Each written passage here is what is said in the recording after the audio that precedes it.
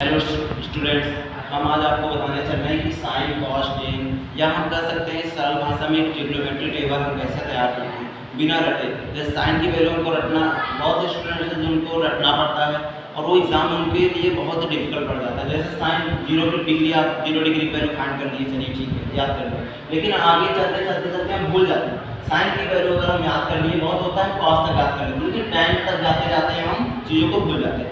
बस 2 मिनट लगेगा। 2 मिनट में अगर आप अच्छे से आपकी प्रैक्टिस रहेगी तो एग्जाम में आप जल्दी से जल्दी आप लोग टेबल को बना सकते हैं। टेबल बनाने का ट्रिग्नोमेट्री के चाहे जो भी क्वेश्चन आएंगे वो क्वेश्चन को आप फाइंड कर सकते हैं। हम आप इस वीडियो में आपको केवल ये बताएंगे कि इस वैल्यू को कैसे साइन कॉस टेन और उसके रेशियोज के डिग्री की वैल्यू को कैसे फाइंड करते हैं। तो सबसे पहले इसके लिए हमको ये जानना जरूरी रहता है कि साइन का उल्टा, कॉस का उल्टा, टेन का उल्टा, इन चीज़ों को जब हम जान जाएंगे बाकी जो बची हुई 3 चीज़ें हैं उसको आसानी से हम जान सकते हैं। तो पहले हम ये देखेंगे साइन इसका उल्टा होता है।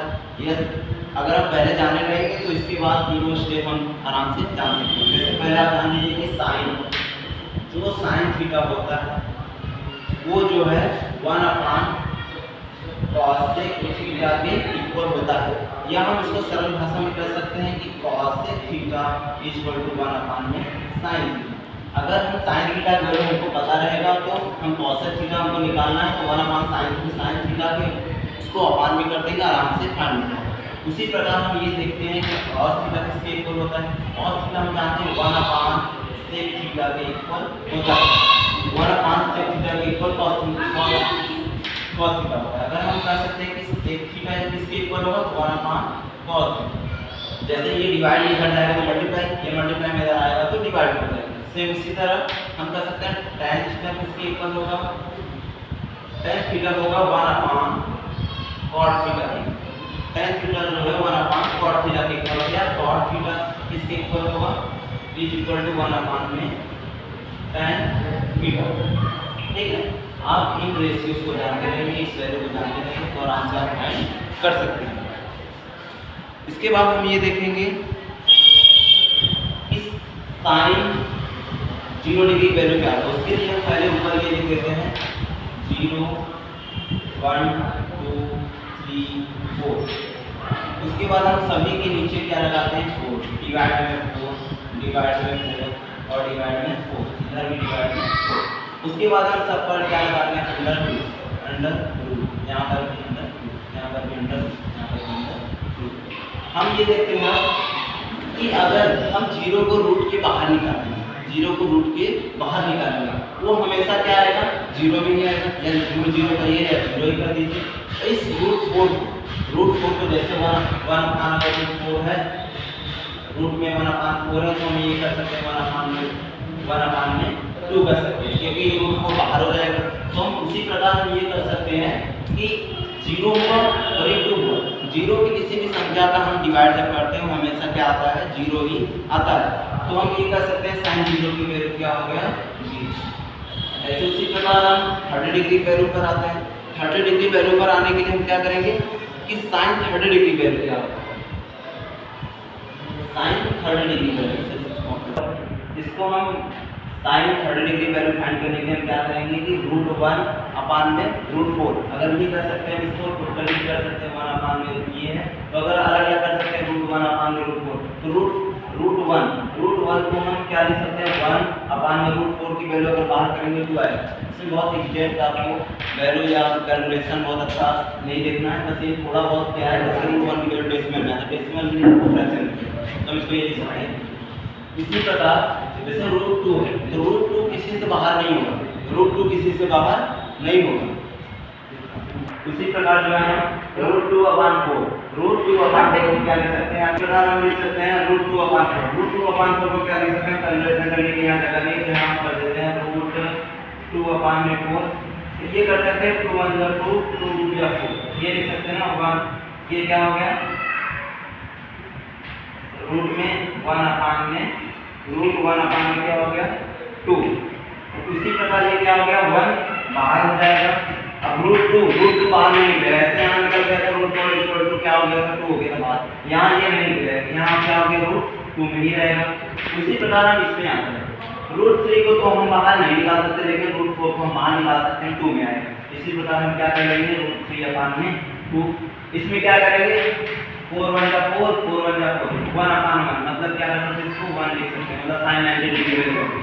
अब ये जानते हैं sin 90, अब इसको क्या करना है cos के लिए क्या करना है cos थीटा के लिए क्या करना है इसका जस्ट अपोजिट कर देना, इसका जस्ट अपोजिट कर देना। जैसे जो sin 90 का उसको cos 0 अंश की डिग्री 0 अंश की वैल्यू बताना है। जैसे cos 0 अंश की वैल्यू 1, इसका जस्ट अपोजिट ये लास्ट है तो ये फर्स्ट लिखना है √3/2 1/√2 1/2 और 0।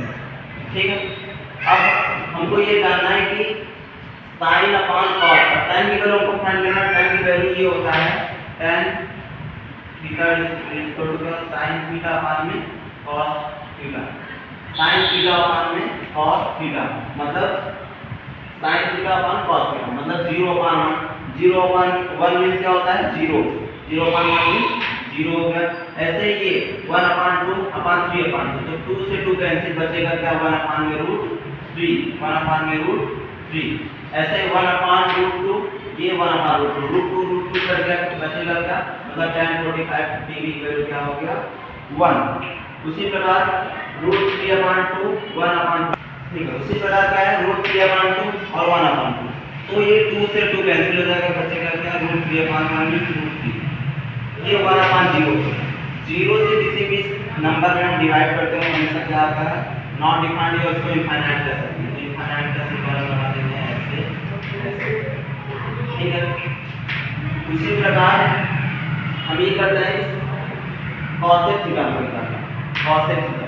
अब cosec थीटा का फाइंड करना है तो हमको फाइंड करना है cosec थीटा। cosec थीटा आपको फाइंड करना सीधे सीधे यहां फार्मूला पहले लिख दिए थे cosec थीटा इक्वल टू क्या होता है 1/sin मतलब 1 अगर sin थीटा की वैल्यू को 1/2 में कर देंगे तो cosec थीटा की वैल्यू फाइंड हो जाएगी। जैसे 1/sin थीटा 1/sin थीटा का मतलब 1/0 0 डिग्री की वैल्यू फाइंड करें इसलिए 1/0 1/0 मींस क्या हो जाएगा 0 से किसी भी नंबर में हम जब क्या करते हैं डिवाइड करते हैं तो वो नंबर क्या हो जाता है इनफाइनाइट।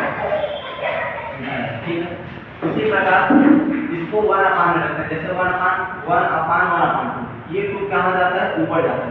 जैसे 1/1/1/2 ये 2 यहाँ जाता है तो क्या होगा 2 अंदर 2 2/1 हो जाता है। हम कह सकते हैं इसको 2। उसी प्रकार 1/1/√2 तो √2 उधर ऊपर गया तो क्या हो जाएगा √2। अब आप थोड़ा सा कैलकुलेट कर सकते हैं।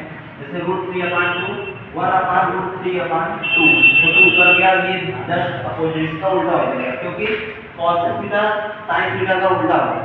ठीक है, उसी प्रकार sin थीटा को उल्टा कर दिया 2/√3। अब 1/1 मींस क्या हो गया 1। ठीक है, उसी प्रकार sec थीटा के भी वैल्यू हम लिख दिए sec theta equal to 1/cos मतलब cos थीटा का उल्टा। ठीक है, हम ये कर सकते हैं 1/1 cos थीटा की 0 डिग्री वैल्यू हम फाइंड कर रहे हैं sec थीटा के लिए 1/1 मींस 1। उसी प्रकार इसमें भी कर रहे हैं 1/√3/2 इसका उल्टा √3/2 का उल्टा 2/√3। उसी प्रकार इसमें भी 1/√2 का उल्टा √2/1। फिर सिमिलरली उसी प्रकार 1/2 का क्या हो जाएगा 2 और ये 0 1/0 का मींस हो गया 0 किसी नंबर को क्या कर रहा है डिवाइड वो डिवाइड करेगा वो नंबर कभी नहीं पा पाएगा इसीलिए कर सकते हैं इसको इनफाइनाइट ये होगा। फिर हम फाइंड करते हैं cot थीटा की वैल्यू भी हम लिख दिए फार्मूला पर फार्मूले के तौर से करेंगे तो वो भी फाइंड हो जाएगा। cot थीटा क्या होता है 1/tan थीटा जो दिया है उसको हम उल्टा कर देंगे तो cot थीटा की वैल्यू हमको पता चल जाएगा। जैसे tan थीटा की जो वैल्यू 0 डिग्री की वैल्यू 1/0 में रखेंगे 1/0 मींस तो क्या कर रहा है उसको इनफाइनाइट पहले हम बता दिए 0 से किसी भी नंबर में डिवाइड करते हैं तो इनफाइनाइट आता है। 1/√3 का उल्टा √3 1/1 का उल्टा 1/1 मींस 1। √3 का उल्टा क्या होगा 1/√3 क्या हो जाएगा 1/√3 क्योंकि किसी भी नंबर के हमेशा डिनोमिनेटर में 1 रहता है और उसके पावर में 1 रहता है तो हम ये कहते हैं डिनोमिनेटर में 1 इसका उल्टा करना तो 1/√3 हो जाएगा। इसी प्रकार इसमें भी 1/इनफाइनाइट मींस क्या हो जाएगा 0 क्योंकि इनफाइनाइट का उल्टा क्या हो जाएगा 0। ठीक है, उसी प्रकार ये सभी वैल्यूज फाइंड हो गए।